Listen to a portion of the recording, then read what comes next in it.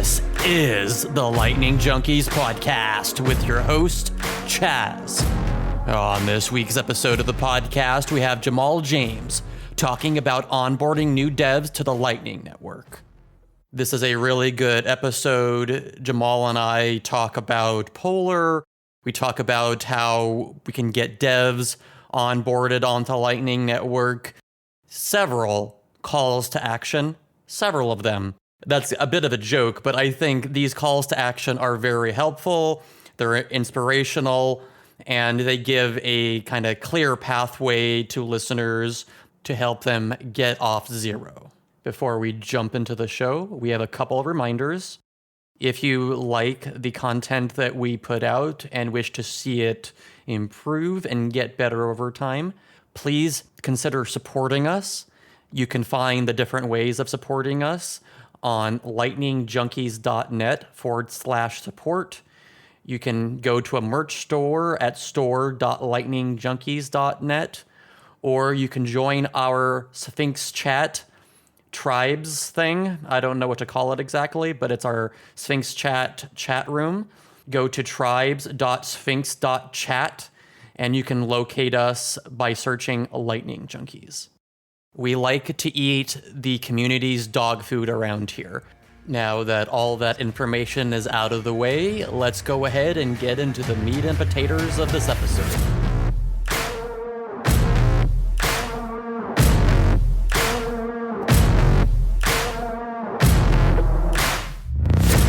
I would like to go ahead and welcome Jamal to the Lightning Junkies podcast. How are you doing today, Jamal? I'm doing very well. How about yourself? I'm doing great. Thanks for asking. The reason why I wanted to get you on the show is because you work at Lightning Labs. You're known for developing Polar. We'll go into what that is here in a bit. When I asked Twitter, I got you multiple times. So I thought you would be a good pick for someone to talk about all these different topics and how we might be able to get more Lightning devs onboarded here. Great. Yeah, sounds good. I'm excited to be here. I kind of wanted to start off with a little bit more of the simpler stuff. Like, I don't know much of your background. Would you be willing to kind of give us your pre-Bitcoin, pre-Lightning background? And then we'll kind of get into how you found Bitcoin and how you got into Lightning. I'm based in the U.S., went to college here and studied computer science. Actually, after graduating, I didn't do development immediately after, but I spent a few years doing like IT for a pretty large company, like Fortune 500, thousands of employees. So, some IT and automation and a bunch of stuff there. But then actually, after leaving that company, I actually started my own company with a co-founder of mine.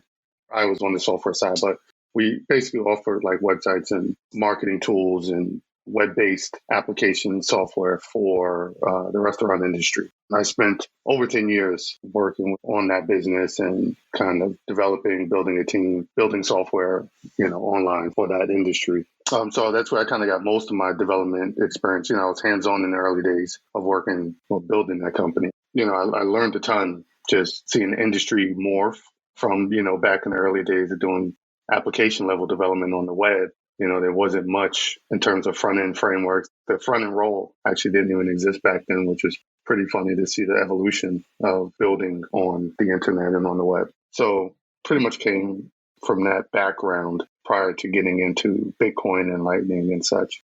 It's kind of interesting that you built a company that was doing restaurant management software, if I'm understanding. Yep.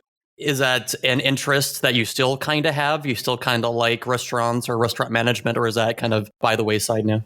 It's an interesting industry. I mean, I definitely gained a lot of experience in understanding how small restaurants and operators work, how they think, what kind of challenges they face in running and operating their business.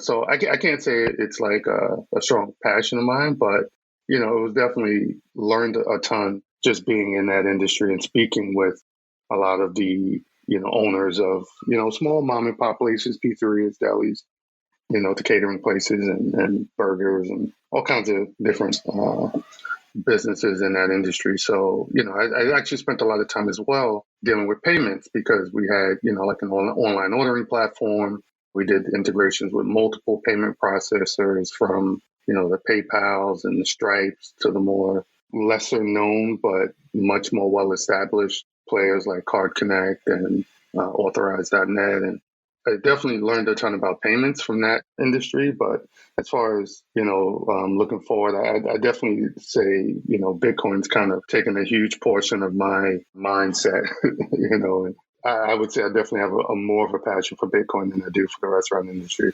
Would you say there was a linear path from your experience with like payments there, or was it a little less straightforward there? I would say it wasn't immediate obvious, because I definitely heard about Bitcoin back in 2012, 2013. So I kind of immediately dismissed it. I didn't dive deep enough into it to really get an understanding of it. And I just kind of brushed it off like everyone does the first time they hear about Bitcoin. I wouldn't say the connection is like obvious, but I definitely think my experience in seeing how the traditional payment system works, how does money get from consumer through a website to a backend processor into the merchant's bank account, learned a ton there that I think definitely helped me see, some of the benefits that Bitcoin brings to the table. How did you get your first start in Bitcoin? Were you, getting into the technology? Were you kind of more focused on, making money, mining? What captivated your interest there? To be 100% honest, it definitely was the gains that attracted me first. It was in mid 2017 during the summer, after Bitcoin was already about 3,000 or 4,000 or something like that. When I became interested and I seen it, looking at the history of it, come from well under $1,000 to all of a sudden the previous year to all of a sudden it's in the thousands and climbing. I definitely came at it from the more number go up angle before diving into the technology. And to be honest with you, my initial, what made me kind of dive deep into it prior to even getting to even know all of this was a business partner of mine who was interested in cryptocurrencies. And he was more on the Ethereum side. He has a banking background, a more traditional finance, Wall Street background. He was more interested in like stable coins and Ethereum and that type of thing. And he had asked me to look into it, to get my advice on it. So that kind of was the nudge that pushed me into just spending some hours just trying to understand what is this stuff. So I actually dove down the Ethereum rabbit hole initially prior to even making the switch into focusing on Bitcoin. Was there any particular reason why you ended up focusing on Bitcoin over Ethereum? From my perspective, the Bitcoin ideology, the narrative around, a sound of money attracted me more. In my previous business, when the 2008 housing collapse and, everything was falling apart and, I seen how much damage that did to the economy and to, a lot of normal people, especially the restaurant industry. When people get tight with their purses, the last thing they do is spend money going out in restaurants and bars and such. A lot of our customers were hurt from that business, and in the same lines, our business also suffered a bit during that time as well. Seeing how all of this kind of, the castle came crumbling down for a short moment, it made me just in the back of my mind try to spend more time during that time back in 08, 09, 2010 to try to understand like what happened, So we did a bunch of reading, watched a bunch of documentaries, and I had in the back of my head already that something's wrong with the system. The money's kind of broken. The way the systems are structured is not adding up. It's not clicking to me in terms of how this stuff works. So with that as a backdrop into the back of my head, after I spent time working on the Ethereum side, because I was pretty amazed once I realized that these blockchains solve the double spend problem. I've been working on the web for over a decade, so I just inherently knew that anything that's online, there's no uniqueness. There's no one owner of any content that you put online, unless you're, of course, going through centralized systems. The thing that really like shocked me it was that solving of the double spend problem. I definitely understood that more, at least from a technical level, I think more than most. Once I got over that hurdle of just understanding what these things are, what are blockchains, what is Ethereum, what is Solidity, and all of these different new concepts, wallets, and I never spent much time diving into the kind of lower levels of cryptography, so that was fairly new to me. I dealt with, basic stuff like issuing SSL certificates for websites and things of that nature, or just from IT side, managing SSL and encryption from that level as a kind of a user or an IT administrator, but not so much at the lower level of understanding public key cryptography and elliptic curves and signatures and all these things. So all of that was fairly new to me. But when I got into the tech, I'm sorry, not even into the tech. I was still like, I got into the Ethereum side, and then I started investing, and then I spent some months kind of just focusing on the gains because I was still kind of nose down in my previous business. So, for I'd probably say half a year to probably towards the end or after the following in 2018, I want to say maybe springtime-ish. I was like, all right, it looks like the party's over now. Let me see if I could find out how this stuff really works. And so I spent a fair amount of time exploring many different blockchains because, at that time, there were dozens of tokens being launched every single day. So it was pretty overwhelming just trying to understand as a newcomer, like what's good, what's bad, what's crap, what's actually got potential. I spent a lot of time just trying to figure out how all of these function, what makes them different, and all of that stuff. After kind of doing my research on many of the blockchains, I think what really stood out to me with Bitcoin was, like I said, the ideology of what it was trying to solve, the problem it was trying to solve. Also, the approach in terms of scaling with the layered approach versus scaling on chain. I definitely feel like these systems just inherently trend towards centralization. So you have to do everything in your power. You have to actively push against centralization in order to, keep the benefits of censorship resistance, open and permissionless, and, all the features that Bitcoin is know and love. That's like a constant push towards gaining that because economies of scale always push technology towards centralization. I saw how active in both the development community as well as the economic users of running their own nodes as being super important. Self-custody and building software and tools to support those scenarios being super important. All of those things just kind of added up to like, all right, this seems like, even though it's the oldest one, which, people always say it could be the MySpace of crypto, I realized it was actually the most robust and most conservative in terms of how the development process and how features and stuff were rolled out. So there was many different factors which I kind of went over that kind of pushed me towards, all right, if I'm going to focus on something, I'm going to focus on something that I feel more confident being here in, 1, 2, 5 decades from now, because I'm going to be, expending my own time and, kind of intellectual capital just learning about what this is, how it works, and diving deep into it. When you were kind of looking at Ethereum and kind of looking at Bitcoin and comparing the two different communities, their ideologies, et cetera, would you say that Ethereum manages to attract more developers because it's so flashy in comparison to kind of Bitcoin's more boring, kind of slow dev cycle? I think in a sense, there's many different factors. I'd say one of the factors is the marketing and push toward developers. I remember when I first started, even a non-technical person came to me and talking about Ethereum and said, oh, Solidity is just like JavaScript. Many developers feel comfortable working in JavaScript. It's not C++ or, one of the very low-level languages that are, pretty high in terms of the scale of, learning curve. Also, for a lot of younger developers learned how to write code in JavaScript. JavaScript is probably one of the most widely used languages in development today, in software development today. So I think there's just a wider audience of that market of developers. One thing that Ethereum did wisely is, they kind of marketed this Solidity language as, it's just like JavaScript. But, history has told us it's nowhere near what JavaScript is. If you're writing Solidity code, you got to be very, very cautious and very, very strict about what code you write.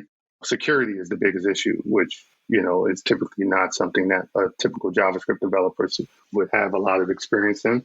That angle played a big part. I also think they had a pretty big war chest coming from Consensus that were funding a lot of these development, whether it's the developer tooling, building out like, Truffle and Ganache, the whole Truffle suite, building out the web playgrounds, building out the documentation, and then all the different companies that were building on Ethereum were funded by consensus. Whether or not they were sustainable in terms of business models, you can debate on, but I think that was a lot of the reason why they attracted a lot of the development community.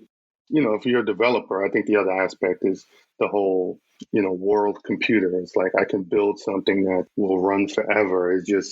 It speaks to developers. You can think about it as like the Apple App Store.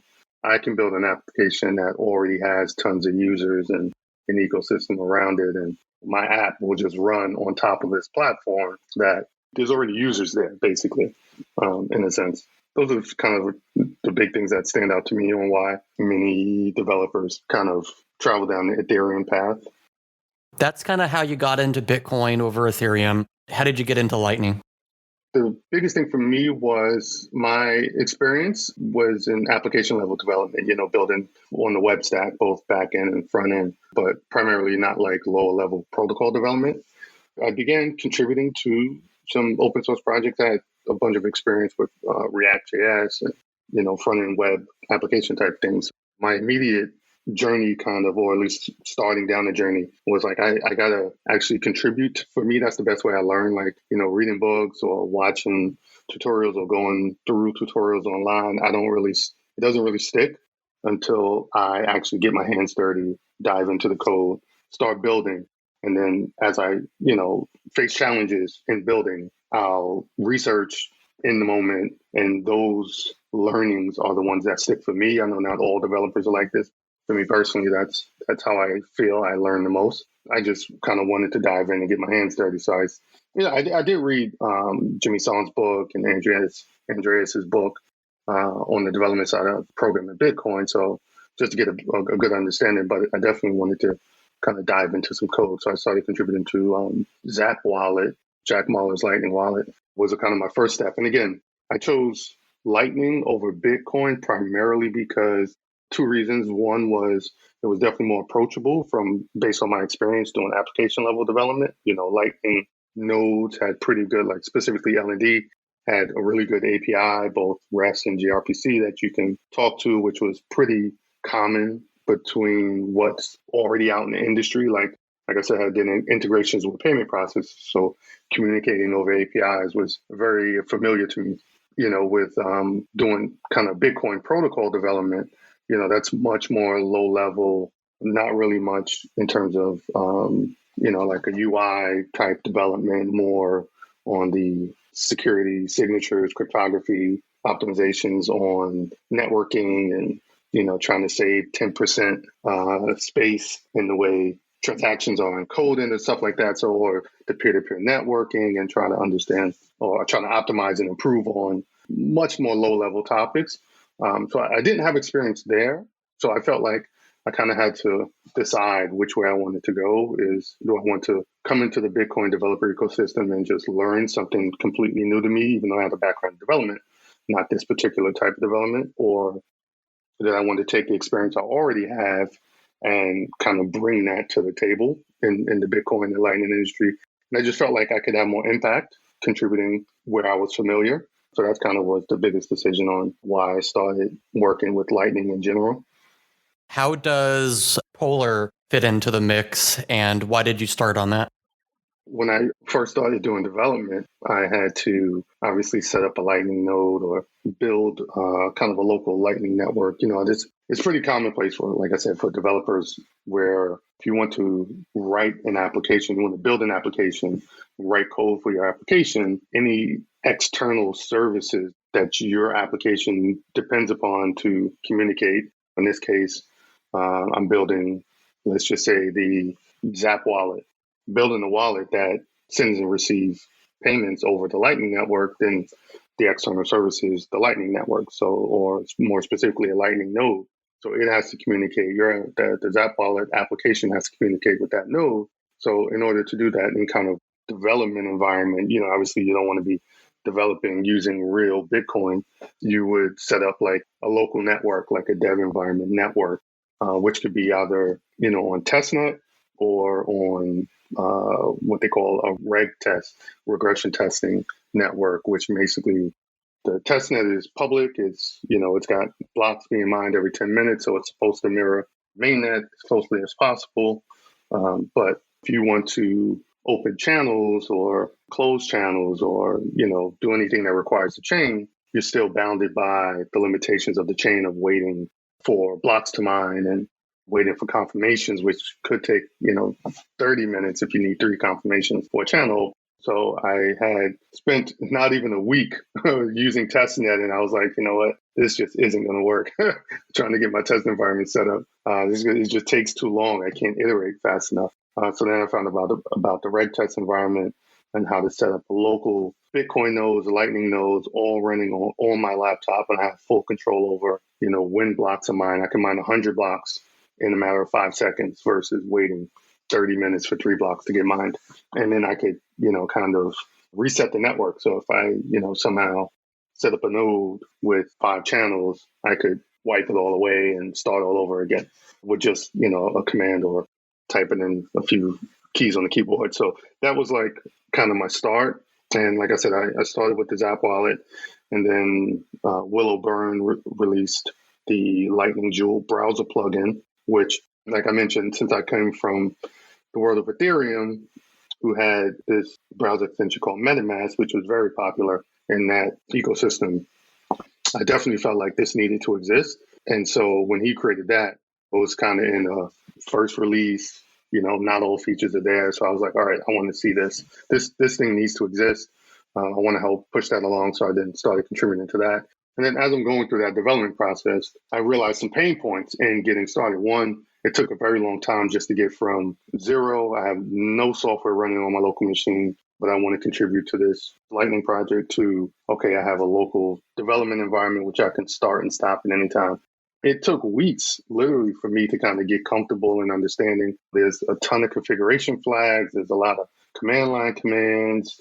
And, you want to kind of automate it as much as you possibly can. So writing shell scripts and, it's kind of a lot of individual setup and learning how to configure a local environment that I felt like was a pain, to be honest.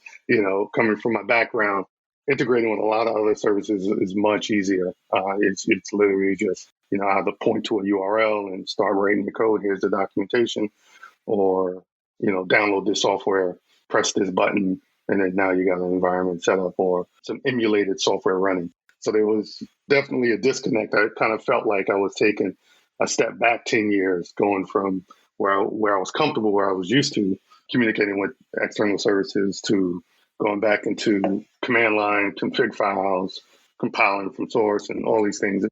It was just painful, to be quite honest with you. I was just like, oh man, it's got to get better than this. There's got to be a better way.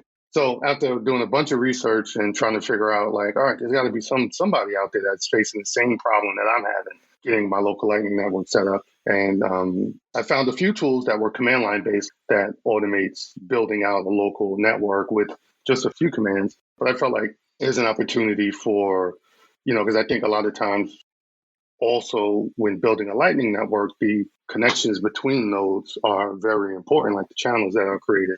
This is a great opportunity to actually build something with a UI that visualizes the network, not just, having the network actually up and running and functioning, but you get like 6 terminal windows with 5 different Lightning nodes and a Bitcoin node running, and you're just seeing a spew of logs. And it's pretty, like, it's hard to figure out what's going on, what payment got sent where, and stuff like that. So that kind of was the thought process behind initially creating Polar.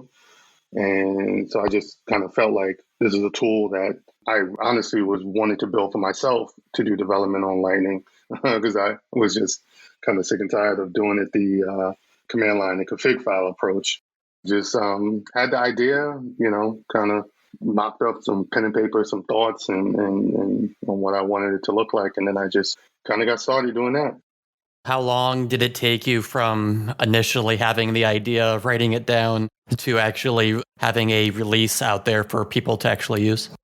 The first release took, I want to say, a little over 3 months. I was still working my day job. So this is just nights and weekends working on Polar. And it took about 3 months from, first line of code to an initial release, which only supported LND at the time. But, the basic functionality of creating a network, adding Bitcoin and Lightning LND nodes, and opening and closing channels was the first release that I kind of put out there in a little over 3 months, I want to say. Did you get a good response from the devs out there that found your project useful? Yeah, so it's funny because it was kind of a slow uptick. Like, I think a lot of people just didn't know it. I wasn't big on Twitter, didn't have a big following. And, I did a demo at Bit Devs in New York. I live based in New York. So in the Bit Devs NYC, I was kind of regularly going to that meetup, did a demo there, and got a really good response from the developers that were there. It wasn't like a huge wave. I think the growth of Polar is increasing now more than it did initially. Is like more and more people are finding it more recently than they did back then. But from the handful of people that did see it or have played with it, many of them have given great reviews and feedback and really kind of was also happy to see this. Who would you say that Polar is made for primarily? Is it application developers? Is it anybody else? So I would say primarily for application developers. That's the main target, is developers that have, maybe experience outside of Bitcoin, outside of crypto in general, that can build applications, whether it be mobile applications or desktop or web-based applications, but building applications in either React-based, Angular, Vue, or, even just Python and many of these kind of higher level languages and application frameworks that are built more for building out applications, not so much the protocol developers. Like, I do know some protocol level developers that have played with it primarily just to test different situations, because it's pretty easy to add a bunch of nodes and kind of monitor their interactions, even if it's just like Bitcoin core nodes. I have heard a few people say that, I've used it to test my fork or my PR that I have open for Bitcoin Core. I wanted to test how these two nodes interact. That definitely has happened. But primarily, I think application level developers appreciate it more because it's more familiar to kind of get started. And it's easy, it's, go to a website, click a download button, open the app, a few more clicks, and you have a Lightning network. And literally under 10 minutes. Whereas for many developers prior to Polar, that could easily be days, if not weeks of work just to get to that same point. And then just the ongoing usability of it is a lot better than command lines and config files. It just makes it a lot faster to iterate on your application and focus on your application rather than focusing on setting up your dev environment. Like, the worst case scenario is, you get a new laptop and you got to do that dev environment over again. That's a painful experience. Is there any future developments or features on Polar that you're excited about adding or anything like that? Yeah, so there's a few ideas, and more on the technical side. I think for what Polar does, it's close to kind of feature complete. Like, the basics are there. I don't want Polar to be like a full-on management suite for many different nodes. It's not the intention. It's kind of to give you the basic functionality and surface the more important information easy in the UI that you can easily copy and paste, such as certificates, API keys, or API credentials, and paths to specific type of files and ports. That's kind of was my original goal. There's more to do, I think, in the tutorial education side, I would say, than there is on the technical side, in terms of like just showing people. Like, I think it's pretty self-intuitive, but it can always be improved from that standpoint. I think most people can simply just download the app and figure out what buttons to click in order to kind of get started. But I think there needs to be more either video or written based documentation on, okay, this is what you want to do to get started. Okay, if you want to try to, open your first channel or send your first payment or set up your own custom nodes for any reason, or just kind of explore the different common use cases that developers have of wanting to do and kind of walk them through it in, tutorial form versus them kind of just having to fumble and figure it out on their own. I guess for our junkies out there, that's a call to action. If anyone has any kind of skill in this area and wants to help out a cool project, contact Jamal and we'll get you connected on making that documentation. I think that'd be great. Yeah, that'd be awesome. I'm definitely welcome all contributions. That was actually another good thing I liked about Polar is I think a lot of at least not a lot, but a fair amount more than I expected of developers actually began contributing to Polar. Like, oh, this is awesome. Let me see if I can add some features, and it's still receiving contributions today for just small little bits and pieces of upgrades to improve the Polar experience. So that was kind of a good sign. I was pretty pleased to receive that type of feedback. But for the most part, I think it's really just the maintaining Polar to be able to stay up to date with all the latest. So that's most of the work that I spend on it today is just making sure that when a new version of LND is released, I upgrade that, or a new version of Bitcoin D is released, or Eclair or C Lightning. So as all these new nodes get updates, which happen pretty regularly, just making sure Polar is updated to support those versions so that application developers can always make sure their apps are compatible with the latest versions of those node software. We're going to kind of move on here. You created Polar. You were still, at your old business, still plugging away there. How did you make the transition to Lightning Labs? How did you get in there? At the beginning of the year, it was kind of in my head like, all right, I really want to get into Bitcoin full time, learn as much as I possibly can. I was getting pretty burned out with the nights and weekends thing because I had obviously built Polar during my nights and weekends in 2019. And so I, was working on looking at, all right, what do I want to work on next? And I was, still contributing to other people's Lightning projects. But I felt like, like I said, I was getting pretty burnt out. I have family, and between work, family, trying to find time for Bitcoin, it was just pretty challenging. So, like I said, I co-founded in my previous business.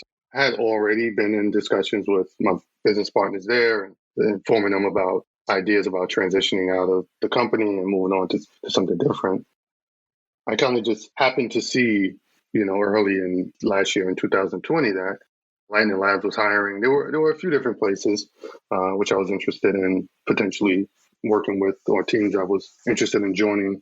I, reached out to Lightning Labs and began talking with, Elizabeth and Lalu and a few of the other team members.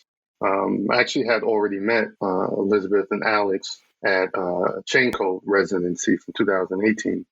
So I had, small interaction with them, but that kind of led going through the interview process, communicating with them. And then, we kind of both agreed that it would be a good fit. What attracted me to Lightning Labs was I think, one, I could definitely get closer to understanding or being on a team that knew Lightning inside out. Like, I feel pretty fortunate to work on a team that really, really, they basically build software that powers the Lightning network. They know this stuff inside out.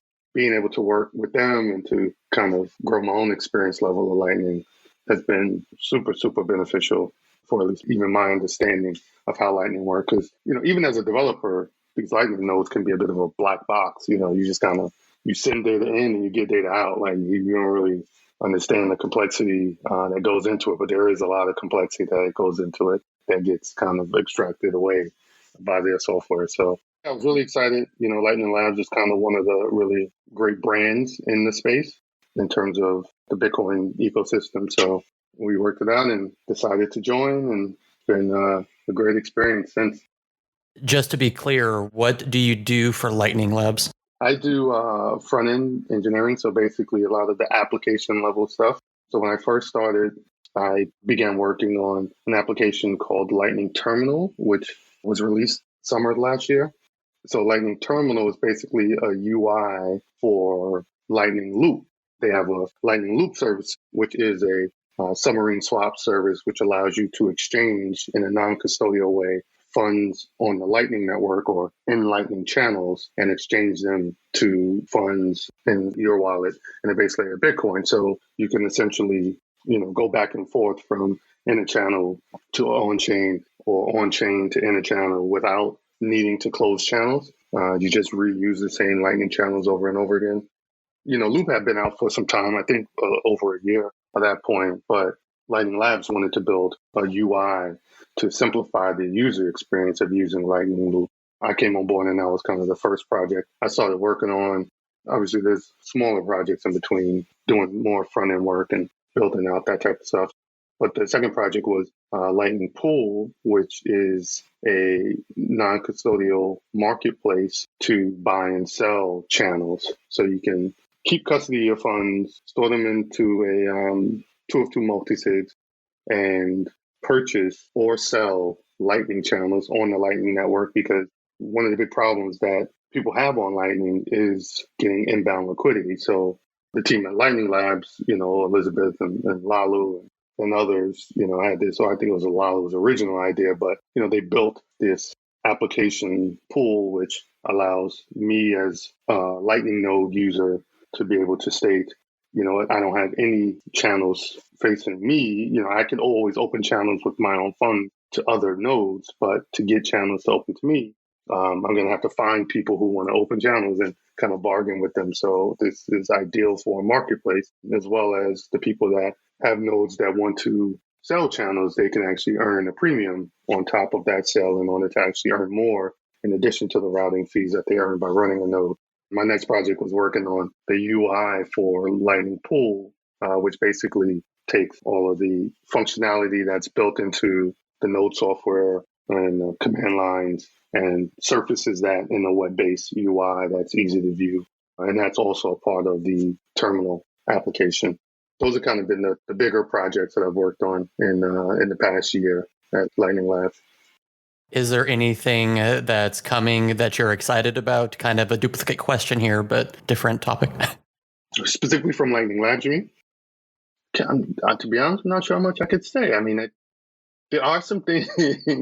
There are some things we're working on to improve, like we just actually released, which I also helped out on, was a documentation website, docs.lightning.engineering. But we looked at some of the challenges that, I faced, many developers face when onboarding, kind of like the basic understanding of what Lightning is, how does this work from a very high level. And then, okay, if I'm a developer, I want to build an app, how do I do that? And so we created a step-by-step tutorial of building a Lightning application, which actually uses Polar.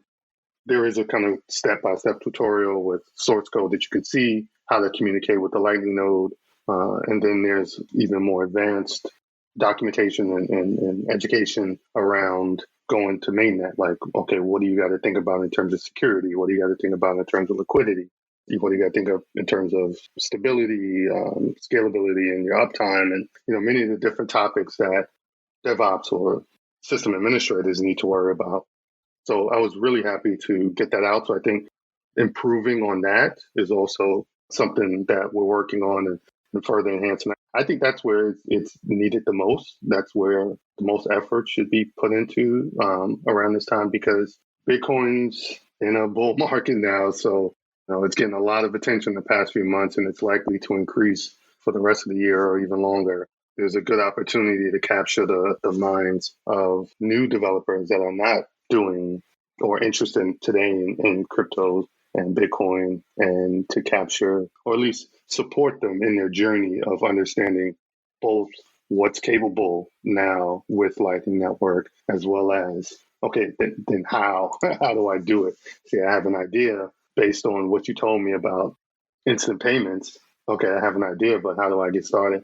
So kind of guiding users through that journey of from zero to I have a functioning application is something that, I personally am really excited about putting out there and getting in front of more people. Well, hopefully hearing your 0 to 1 journey will be helpful for some junkies and for our listeners in general out there. Mm-hmm. Kind of on that same topic, how do we onboard new devs in general? Like, what's the biggest roadblock to that in your eyes? I would say the biggest roadblock is finding information. There's a ton of great information out there. Radar Tech has some great documents. OpenOms, who's a Twitter user and has really great resources and documentation on how do you get started with the Lightning Network, setting up your own node and such. There's many other people out there. Alex Bosworth has great content on his GitHub. So I think there's a lot of great content, but it's scattered like in many different places on the web, whether from websites to GitHubs to Medium blog posts. There's just a lot of great information about Lightning Network, but it's hard to find. Like you literally have to be in the weeds or just happen to be in some Slack or Telegram channel at some time when someone posted a link. And you're like, oh, wow, look at all this great information. I never knew this existed. And so I think somehow surfacing all of that content into a place where you can just say, oh, you want to build on Lightning? Go here, start here, and I'll take you to all the different content that's out there on the web that'll be helpful in your journey. And if, that content is obviously organized in some form or fashion, it would be great as well. But I think, a lot of the community has contributed a lot of great content. It's just figuring out how to aggregate. I feel like that's the biggest hurdle that we face today, because I think it's not a lack of content. It's actually just the discoverability of where that content is.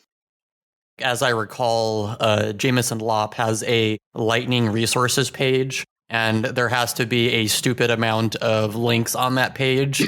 So, it's very overwhelming, I'm sure, even for developers. Just like, why do I want to take all this stuff on? Right. Do you think podcasts, just kind of things like this, not to toot my own horn right now, but do you think just general kind of marketing for Lightning Network is sorely needed as well?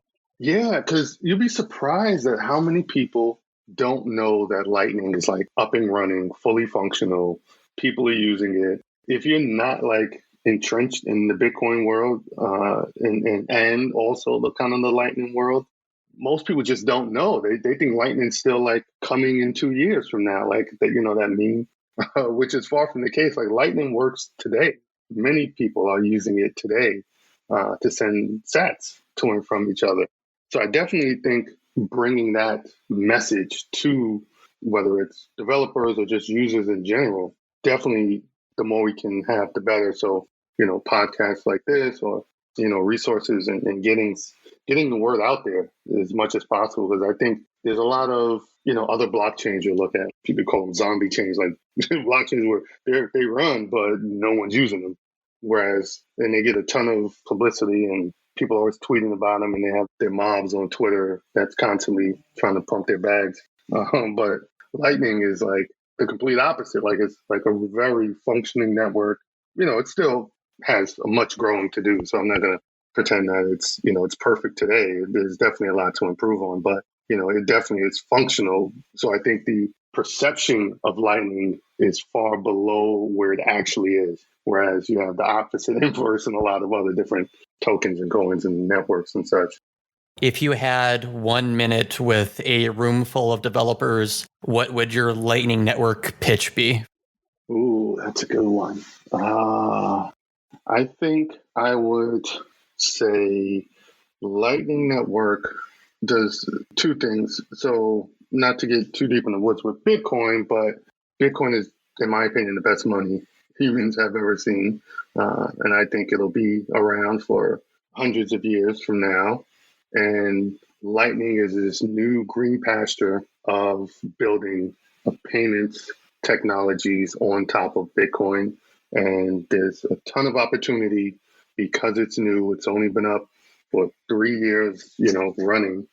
So there's a lot of opportunity to build the unicorn companies of the future today on Lightning and, jump in. That was one of the big reasons I'm now talking to you, Chaz. That was one of the big reasons why I was interested in Lightning too, because it was, it's green pastures. Like you can pretty much, there's a lot that can be done on Lightning that hasn't been done yet.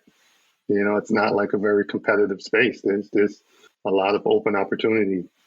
Like I did, I built a developer tool, which you would assume, at least I would assume this already would have existed, but it didn't. So someone had to do it. So there's tons of opportunities to building, whether it's open source software or starting a business.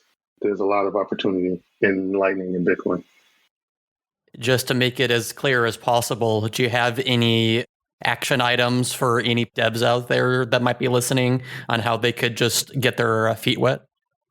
Day one is the docs.lightning.engineering. We tried to make that as approachable as possible for a developer audience to see, walk through a kind of a scenario, a use case, and just play with Polar, write a few lines of code to see it, create an invoice, and then pay that invoice and watch the payment move from node to node. I think once you see how fast it is, it's pretty impressive, especially if you're familiar with Bitcoin and you see how long it takes for a payment to pass when you realize you can transact Bitcoin in seconds versus it taking 10, 30 minutes for a payment to confirm. You'll be blown away by Lightning and use it.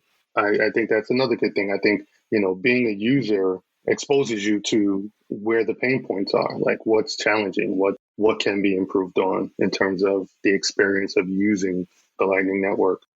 And then I think to close us out, I just want to ask you what you think the future outlook for Lightning Network looks like. I think, this is my personal opinion, and obviously I'm biased, but I think the Lightning Network will be the primary way that most people interact with Bitcoin. Can't say it won't happen. It'll be a year from now, but let's just say 10 years from now, I don't think anyone will use base chain Bitcoin. I think Lightning is what everyone will use. When you say Bitcoin, you mean Lightning, and Lightning and Bitcoin will be basically the same exact thing. I think that pretty much sums up this show. Did you want to let the listeners know how they can find you and whatever else you want to share on the internet? I'm on Twitter at Jamal JSR, or you can reach out to me on the Lightning Labs Slack channel. If you go to lightning.engineering, at the bottom there's a link to the Slack, so you can reach me there. Also, check out lightningpolar.com. That is the Polar app for any developers that kind of want to just play, or even if you're not a developer, you're just interested in seeing how Lightning works. It's also a good place to just visualize with a tool versus having to set up a node and touch stuff. Those are kind of the best places to reach me. I'm going to shout out one other thing. We actually, Lightning Labs host a clubhouse called the Lightning Lab on Clubhouse every Wednesday at 4 p.m. EST that we discuss, we kind of listen to the community on questions they have and try to give answers to new developers and new folks coming into Lightning Network. We also just recently, this week, just announced a Discord. We opened a Discord where we'll have office hours for, any developers or businesses wanting to get into the Lightning space and just want to have someone from the Lightning Labs team to talk to about questions and such. It's another thing you can find if you look up on Twitter at Lightning. It's the Lightning. There'll be links to follow that. You'll get the post for when those events are happening. Perfect. I was kind of joking with Ryan before you guys had the Discord office hours and saying, how dare you host this on an elitist iOS only platform? Yeah, we definitely get that critique. It's pretty surprising. I actually wasn't a big fan of Clubhouse when I first heard about it. I was like, not another app. And then once we kind of held a couple of these sessions, I realized, this is pretty cool. And we've gotten pretty big turnout. But yeah, we definitely saw we got to be more open to not just specifically iOS people and a subset of iOS people because of the whole private invite system and such. So we definitely got to try to get more people engaged in these conversations. All right. Well, I think we're going to wrap it up there. I really appreciate you joining me on the Lightning Junkies podcast, Jamal. Thank you so much, Chaz. It was a pleasure to be here. Boom. That was the 42nd episode of the Lightning Junkies podcast. Hopefully you learned something. Hopefully you were inspired to go learn something new about the Lightning Network, try out Polar, or all the other different ways that you can contribute to Bitcoin, to the Lightning Network, to the community, to the non-community, whatever, etc. So don't let any kind of self-doubt or anything else like that stop you from contributing, or help yourself by helping others is, I think, a very good philosophy. If you'd like to support the show, once again, you can find the ways you could do that at lightningjunkies.net/support. Our store is at store.lightningjunkies.net. You can get a See You on the Lightning Network sticker, a Lightning Junkies hat, t-shirt, and a couple other goodies on there as well. For now, I will see all you beautiful, beautiful junkies on the Lightning Network.